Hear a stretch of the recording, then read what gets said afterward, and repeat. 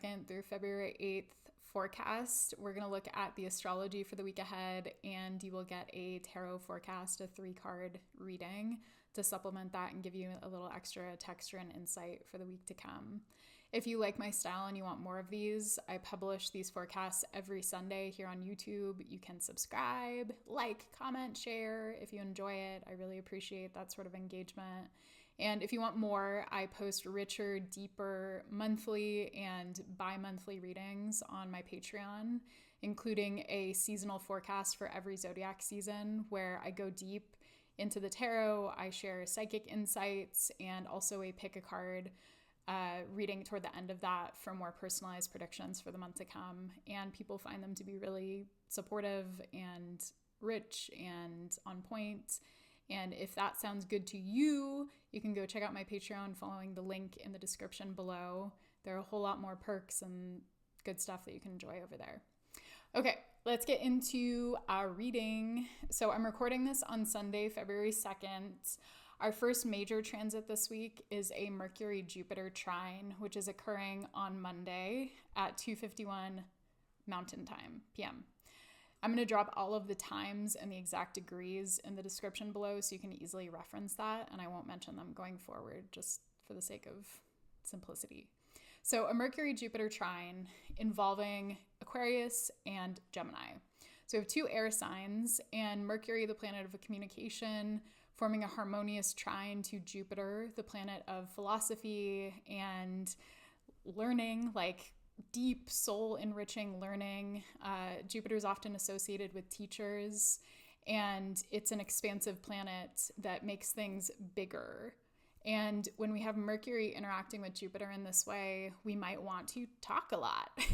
That's sort of the most basic interpretation, is we might want to talk a lot. We might want to ingest a lot of information and kind of digest it and process it, or have really enriching conversations, listen to a great podcast, watch a film, read a book that feels like it's really expanding our perspective and our insight. And I'd really encourage you to take advantage of that, to have a great conversation with a friend, to go out and get coffee with someone and chat it up, or to do something that feels really stimulating and that ultimately or ideally aids in your growth in some way. Later that day, we have a Mars square to Chiron. This transit has been building, and you might feel that as kind of an ego ouch or something that hurts, especially in your Cancer and your Aries houses. So when we have a square, it's a 90-degree angle, it's an aspect of tension, and it can be generative. It's like tense, but something happens there. It triggers something, it activates something, often that then leads to some type of productive action or results, even if it hurts. And so whatever does get activated later in the day on Monday, I would take a look at that, and after you kind of soothe yourself and make space for it, see what's there for you. There might be important self-reflections or insight or something that offers you kind of a perspective or a piece of information that you needed in order to move forward and to make a choice that feels more honoring. Again, good time to kind of check in with your ego impulses though, because if you feel wounded in some way, if you feel humiliated or rejected, there is probably something there that needs deeper tending. And if you can tend to it, then you can experience relief and more self-awareness. On Tuesday, February 4th, we experienced 2 big shifts. First, Venus enters Aries, and then Jupiter stations direct at 11:16 Gemini, ending its retrograde cycle. So first, Venus shifting into Aries. It's moving out of Pisces, where it's exalted, and into Aries, where it is in detriment.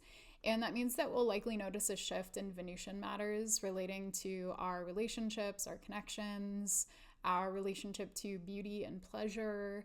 And it could very well will show up in your Aries house in particular.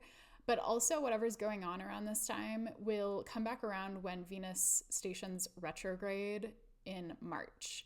And so the stuff that's up right now in both your Pisces and your Aries houses is going to come back around for review. So I would pay attention to the events that are occurring as we are in the pre-retrograde shadow. And so we're in this period and it's building up to the retrograde where we go into review mode. So take note, because this material is going to come back around and we're going to have a deeper look at it in about a month's time. With Jupiter stationing direct, this is again ending its retrograde cycle, and Jupiterian things, our knowledge, our wisdom, our relationship to hope and faith, to teachers, is shifting direction. So not literally, but it appears that way in the sky. That's what we mean when we talk about retrograde periods. The planets aren't actually reversing, they just appear to. And so there also is a perspective shift that's coming in with this Jupiter station. So information you've been chewing on for months is kind of crystallizing, and that could certainly show up specifically and mostly in your Gemini house. So I would consider the themes of that house. But definitely any planets that are around 11 degrees of the mutable signs will especially notice this. So 11 degrees of Gemini, Sagittarius, Pisces, and Virgo will especially be in focus here. On Wednesday, we experience a first quarter moon in Taurus at 1646 Taurus. On Friday, we have Venus forming a sextile to Pluto in Aquarius. And again, Venus is in Aries now at this point. And then later that day, we have the Sun forming a sextile to Chiron. So these two transits kick off a weekend of sextiles for us, which is really nice. And yes, it is involving Pluto and Chiron. And so it's not exactly the lightest material, but it is cathartic. And there's room here, if we want to work intentionally with these transits, for some relational exploration, for some identity healing, for restorative activities that help us kind of get to a level of authenticity, whether it's with ourselves or with other people. And Friday could be a beautiful day for having some honest conversations, or for doing something that feels restorative and even a bit indulgent in more of a healing way. So tending to yourself, taking care of yourself in a way that feels really good for your spirit and that really restores your sense of self. On Saturday, we experience our third third sextile in a row, with Mercury forming a sextile to Chiron. So again, that's our second Chiron sextile. First we have the Sun, then we have Mercury. And so here we have maybe the continuation of an important conversation that offers some degree of clarity, insight, and healing. It could involve us talking about something that wounded us, or someone else talking about something that wounded them. It could be a great day or a great weekend, really, for journaling, for getting deep into something and really peeling back the layers and discovering the gold beneath that.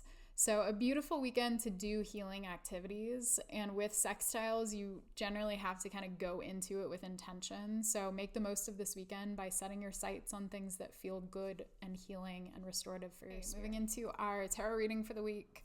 Our anchor card this week is the Two of Swords. So the Two of Swords is a card of decisions and decisive moments, but often moments where we don't have all of the information that we'd like in order to make a decision. And if you look at this card closely, you see that this figure is blindfolded, and they have two swords that are crossed in the air, and their energy is moving upward toward the moon. The moon is connected to our intuition and our inner world and our emotions, and the relationship between the Two of Swords and the moon, this is a Libra moon card, is very much to do with making intuitive choices and relying on our senses, maybe beyond the senses that we usually count on, in order to make an important choice. So we reach a crossroads and it's time to make decisions. Probably, again, without all of the facts, without all the information. We need to just go forward and trust and tune in deeply. And often that requires a degree of silence, a degree of presence. We need to get present with how we're feeling. We need to get present with the way that truth sits in our bodies. And that might take some time. It requires a pause, a moment of deliberation that's not happening in the head, but is happening in the soul. And you might have to kind of get through the fogginess and the layers of thinking and intellectualizing and obsessing in order to get into something that feels real and grounded. So a great week for meditation.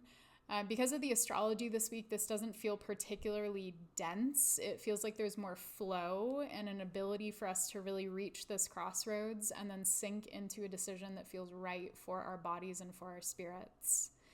Our challenge this week is the universe, aka the world, This card represents conclusions, endings. So maybe the nature of this choice, the Two of Swords, is about ending something or bringing something to culmination or completion. That doesn't necessarily mean the end. It could be like the end of a chapter or the end of a specific period of our lives, or something that naturally flows into a new beginning.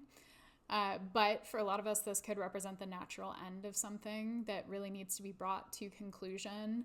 And there's an opportunity, it feels like, to do that with some degree of peace and finality that feels more healing than hurtful. You might be both, right? We do have that Pluto and Chiron stuff coming up this week, so there could be that ouch factor. But I think the challenge here is to accept something that we're ready to let go of and to move forward trusting that there are new opportunities ahead for us. And that might feel a little bit easier this week since Jupiter is stationing direct. Our gift, speaking of choices, is the Lovers. This is a Gemini card, and again, Jupiter is stationing direct in Gemini. And the Lovers, similar to the Two of Swords, is also about choices. Sometimes choices in relationships. Who are we going to prioritize? What are we going to do? With which path are we going to take? But often a choice that we need to make that honors our hearts. And sometimes we'll get some degree of divine intervention to help us make that choice. Sometimes it's like hearing the right song on the radio that helps support us or sends the right message or the right just momentary influence that we need. So stay open to those little divine messages. Stay open to the wisdom that you hear in passing. Stay open to the synchronicity that you might observe this week. The Lovers could also be beautiful connection. I mentioned that there is some relational healing that might be available to us this coming weekend. And so that could be part of this. Or it could even just be like, beautiful time spent with friends, or beautiful time in community, or with yourself. There is a real opportunity to unify maybe disjointed parts of ourselves this week and to kind of bring ourselves back together. And that's ultimately what the Lovers is about that sort of unification and connection that leads to a sense of wholeness. And that often starts within. And then that can kind of bleed out into our relationships, and we can experience that reinforcement through our connections, but it starts here. And this might be the week where you're able to kind of find that wholeness and that steadiness and make a choice that honors you. I hope this is helpful. And again, if you got something out of this, please do like, comment, share, and subscribe. And I will see you next week.